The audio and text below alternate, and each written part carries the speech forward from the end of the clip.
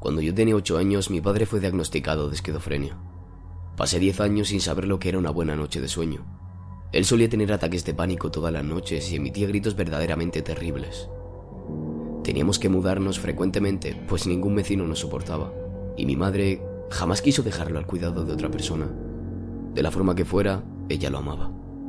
Mi padre nunca dio señales de algún problema mental, por lo menos no hasta aquel accidente en la fábrica. Él trabajaba en una enorme fábrica encargada de crear piezas específicas para camiones. Eso, por supuesto, en una época donde no había robots que lo hicieran todo por ti. Un pequeño descuido y listo. Mi padre quedó inválido de por vida. No recuerdo muy bien, pero mi madre me contó que ni siquiera me extrañé cuando mi padre fue dado de alta y regresó a casa sin uno de sus brazos. Nunca me lo explicó bien, pero por algún motivo legal la empresa se rehusó a pagar cualquier tipo de indemnización. Fue así que mi padre acabó sin su brazo derecho, sin dinero y sin la capacidad de conseguir otro trabajo. Y claro que su mente eso no lo pudo soportar. Desde mis 3 hasta los 6 años lo vi muy pocas veces.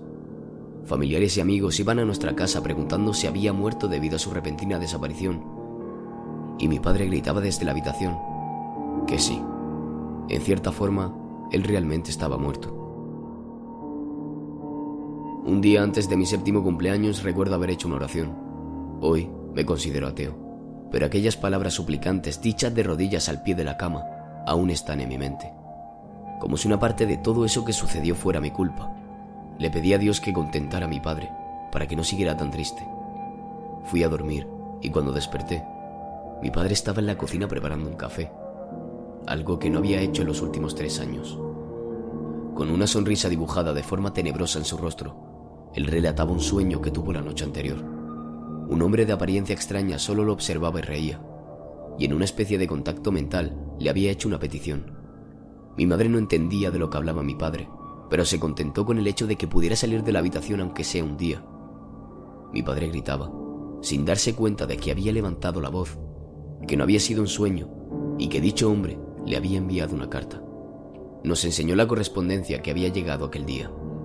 Una de ellas tenía una nota que decía, pide un deseo, y una foto en blanco y negro de un hombre con apariencia andrógina con los ojos cerrados. Entendía muy poco la conversación de los adultos mientras tomaba mi café de la mañana, pero ver a mi padre sonreír después de tanto tiempo fue el mejor regalo que pude recibir. Mi madre hizo un pastel, cantamos y comimos. No tenía muchos amigos, por lo que mis cumpleaños eran celebrados de una forma sencilla. Los años de horror de mi infancia comenzaron al día siguiente. Despertamos con un grito de mi padre. Me levanté de la cama asustado y corrí a la habitación de mis padres.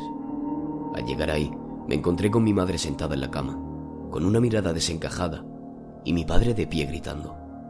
«¡Dios mío! ¡Mi brazo ha nacido de nuevo! ¡Tengo 2 brazos otra vez!».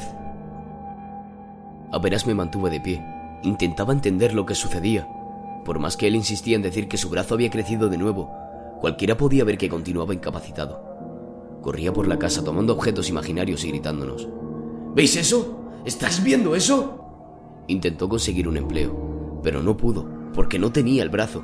Cuando contó y mostró a sus amigos, nadie era capaz de ver su brazo, pero él se afianzaba en su posición. De ser un hombre deprimido, pasó a ser un sujeto agresivo con cualquiera que no creyera en su historia del brazo imaginario. Eso no resultó ningún problema durante un buen tiempo, hasta que comenzó a decir que unas escamas le habían comenzado a nacer en el brazo. Decía que poco a poco iba perdiendo el control de aquel miembro, como si pudiera controlarse a sí mismo. Y así comenzaron las noches de sueño perdido, debido a los gritos de mi padre. Con mucho esfuerzo, un médico lo examinó y concluyó que era esquizofrénico. Desde esa fecha, mi madre decidió que la mejor opción era dejarlo encerrado en una habitación para que no se convirtiera en un peligro para mí. Puede que esa actitud resultara egoísta y absurda, pero en los 80 así solían tratar a las personas con cualquier tipo de problema mental. Era toda una cuestión cultural de aquella época.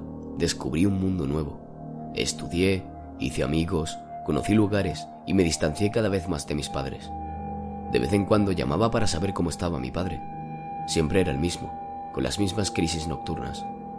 Mi madre continuaba cansada cuidando de él. Yo seguía demasiado ocupado con mi propia vida. Las únicas ocasiones en que los visitaba era para llevar dinero.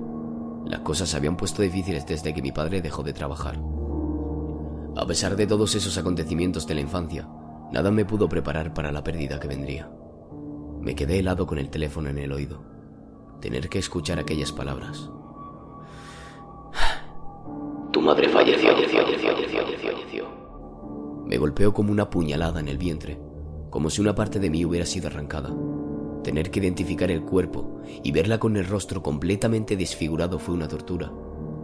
La casa no tenía señales de allanamiento o cualquier tipo de invasión. La policía fue hasta el lugar solo porque los vecinos escucharon gritar a mi padre durante horas. ¡Yo la maté! ¡Yo la maté! El problema es que por más que mi padre gritara que él la había asesinado y que debía ser encarcelado, nadie le haría mucho caso a una persona fuera de sí. Y lo más extraño fue cuando los peritos confirmaron que las heridas habían sido hechas por una persona diestra. Y ya que mi padre no tenía el brazo derecho, él no podía ser el asesino. Ahora era mi responsabilidad cuidar de él, pero ni siquiera podía mirarlo a los ojos. No importaba lo que la policía dijera, yo sabía la verdad. Yo sabía quién había matado a mi madre. Mi padre era un hombre común, y eso era lo que más me asustaba. Era como Aníbal Lecter.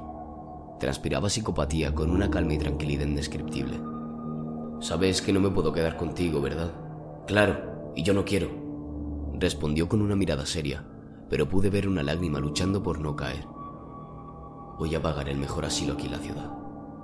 Te quiero, hijo, me interrumpió. Yo quería decir que también lo amaba. Mis labios temblaron, pero no salió nada. Te llevaré mañana, ¿está bien? Yo no la maté. Quiero decir, yo la maté, pero yo no quería. Eso ahora ya no importa, papá. Sacó un papel doblado de su bolsillo y me lo entregó. El papel olía viejo. Pedí de forma incorrecta. Traté de volver a pedir el deseo, pero creo que él solo lo cumplió una única vez. Necesitas saber eso, hijo. No me importa si tengo que morir. Es necesario que lo sepas. Abrí el papel que me había entregado. Era aquella misma foto, la del hombre de ojos cerrados que había recibido un día antes de que toda esta pesadilla comenzara. Guardé el papel sin darle mucha atención y salí. Cuidado con lo que deseas, hijo, me dijo mientras me alejaba. Pasó un año desde que mi madre murió y mi padre fue a vivir al asilo.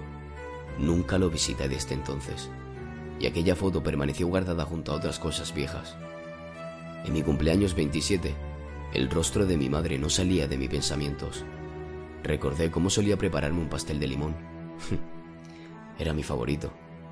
Recordé cómo convertí en todo un ritual el cantarme las mañanitas a las 10:27, la hora exacta en que nací, y cómo era la única que me entendía, y de cómo la dejé sola, con la responsabilidad de cuidar a un loco.